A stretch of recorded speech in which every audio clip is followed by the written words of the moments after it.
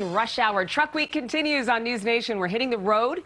This week, we dive into some of the issues surrounding the truck driver shortage. 80,000 truck drivers are desperately needed on the roads right now. Businesses are feeling their absence.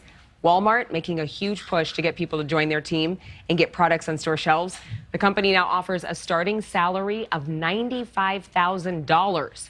NewsNation's Aaron Nolan talks to some drivers who say this is a game changer for the industry. Every time you hit the roadways, you're going to find yourself behind one of these. 18-wheelers are as normal in America as apple pie. But what's not normal is how much the world's biggest company is now paying its truck drivers.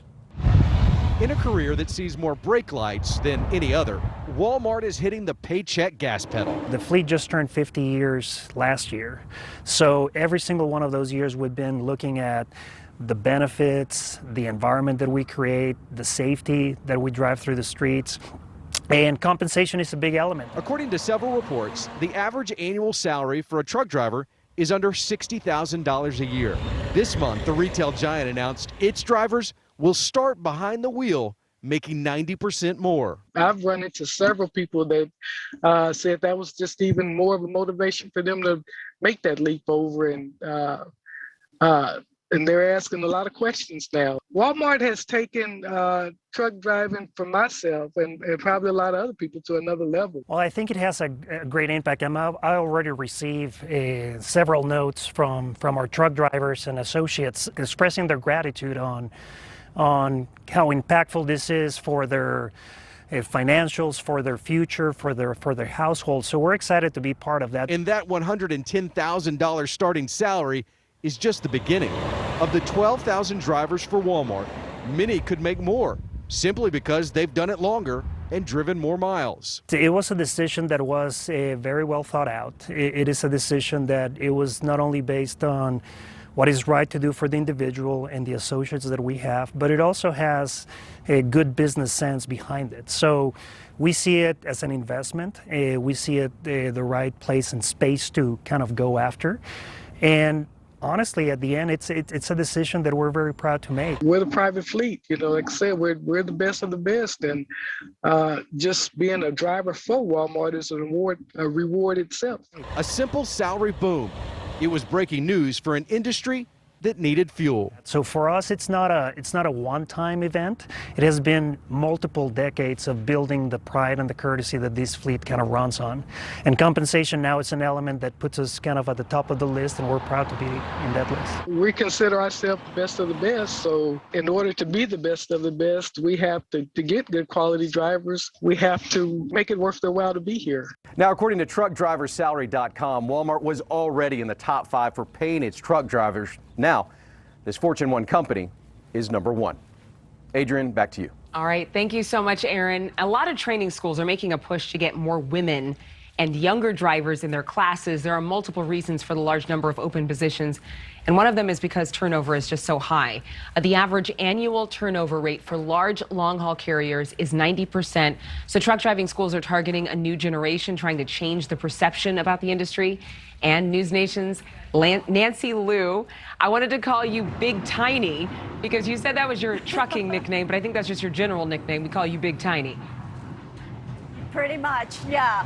Adrian, I got behind the wheel, I drove forward and backward, and no one seems eager to recruit me. But there is a persistent shortage of truckers to move America's goods. So training schools like this one, they cannot graduate drivers fast enough. The high demand for truckers has people practically guaranteed a job once they get their commercial licenses. So enrollment has been high and steady at trucking schools, where tuition can range from about $3,000 to $6,000. And as more older truckers retire, the next wave includes a significant presence of women and young people. In Central California, Patterson High School has been steering kids towards trucking careers for good reason. The driver is the hottest commodity out there right now. And since we don't have a long-term sustainable solution, companies are they're just stealing drivers from each other. It's not sustainable. It's not going to be, we need to create this pipeline of young, well-trained talent And not only that, we want them to have long, healthy careers. And in many cases, the pipeline can lead to careers with a six-figure income within just a couple of years. Adrian? Nancy, thank you so much. Yeah, those training schools, they're a game changer and provide a chance to make some really great money and freedom of the open road. Joining us right now, Clifton Ellis, an instructor for Advanced Career Institute and a CDL examiner in the state of Nevada. Thank you so much for being with us. Thank you for having me. Walmart is paying some serious money. You think salary and scheduling is going to greatly impact this next generation of truck drivers? I think so. First, I'd like to say congratulations to Walmart. I mean, that is rightfully deserved for the drivers. I do believe that more money to the drivers is going to greatly impact it in a big way. And a lot of the major carriers now have done exactly that. They have increased their pay across the board. And Nancy's story actually discussed the fact that there is really high turnover rates. So many drivers are not lasting because they're being incentivized to make more money with another company. So they're not leaving the industry necessarily. They're just hopping from big rig trucking company to another trucking company. That's part of it. And I guess that doesn't really do nothing for the supply chain issue. As long as the drivers stay in the industry, that's a great thing. I think retention is because when students go through a school, they don't really understand what the truck driving life is like until they actually get out there. And there's really no way for us to properly prepare them for that life. We can tell them what's going to happen, but until they get out there and see it and they realize, oh, this ain't what I wanted, and then they leave the industry, and that's what's happening a lot. Well, explain that. What do you mean they don't know what to expect? You try to explain what? That they're going to be essentially living out of that truck? Yeah. Basically, they're going to be living out of the truck, and the carriers have done a great job of making sure that now the students are not out there for 8 to 12 weeks anymore. They've done more regional and dedicated local routes where we've got companies that we work with here that have their students home every weekend now. So they're only out for 4 or 5 days, and during that time, they'll usually pass back through home for a 10-hour break. And that's been a big help, but still you've got today's younger drivers that want to be home every day or every other day. And younger, do you mean teenagers, or do you think people in their 20s? Yeah, people in their 20s. I mean, I know the FMCSA, the federal government, has passed regulations for the new 18 to 20-year-old drivers, but there's really no groundwork set for that just yet. So it's more the 20-year-old, the 30-year-old drivers that are wanting to be home more often. And they don't see what really the truck driving industry is until they get out there. Yeah, they want the freedom to go and hang out with their friends on the weekend.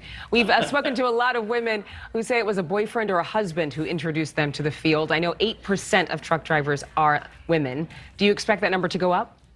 So I do expect that number to go up. We actually right now currently on our campus have 26 female students here currently. And we have 3 women instructors here. So that's a great gift to the truck driving industry, really. And then one of the other issues that maybe some people don't talk about a lot is the availability of truck parking on interstates. Why is this a concern? So if you ever go up and down the interstates, you see trucks parked all over the sides of the interstates and the highways because there's really no place for trucks to park. These truck stops are so far apart and they've got so little parking.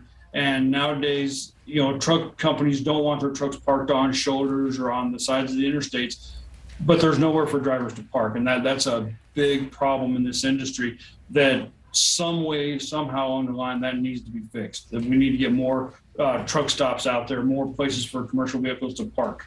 Is that something where somebody who's been I know you've been an instructor for over a decade, but a dedicated truck driver would become so frustrated with the lack of parking because it really affects the quality of life for trucking that they would leave the industry? It could, absolutely. I've talked to some drivers that they are frustrated over the lack of being able to get proper sleep, proper downtime, that they can't find the spots. And if you're going to pull over and park, you've got to change your driving to where you're parking by 2 or 3 in the afternoon now just to be able to find a parking spot. And that's a bad thing for this industry. I mean, you don't want to have trucks parked on the sides of the streets, blocking off streets and being out on the sides of the interstate. You want them to have a good, comfortable, secure location for the goods and services, right? Yeah, well, you definitely want them rested because a sleepy driver is not something we want on the roads. Clifton, thank you. Yeah, thank you so much for being with us. We appreciate your time. Thank you so much for having me. Thank you for watching. Click the red subscribe button below so you can get more of NewsNation's fact-driven, unbiased coverage.